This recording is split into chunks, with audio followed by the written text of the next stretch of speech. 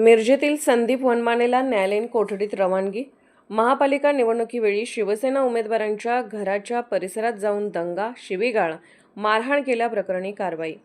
मिरजेतील संदीप वनमाने याला मिरज शहर पोलिसांनी अटक केली असून न्यायालयाने त्याला न्यायालयीन कोठडी सुनावली आहे.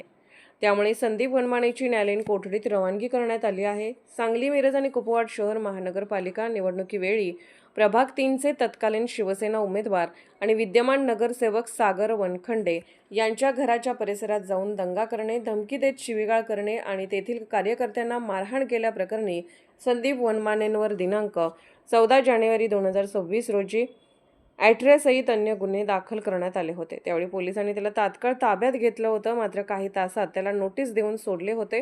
दरम्यान 13 फेब्रुवारी 2026 रोजी मिरज शहर पोलिसांनी सदर गुन्हा प्रकरणी संदीप वनमानेला अटक केली. मिरज शहर पोलिसांनी त्याला 14 फेब्रुवारी 2026 रोजी न्यायालयासमोर हजर केले. न्यायालयाने त्याला न्यायालयीन कोठडी सुनावली असून त्याची आता न्यायालयीन कोठडीमध्ये रवानगी करण्यात आली आहे.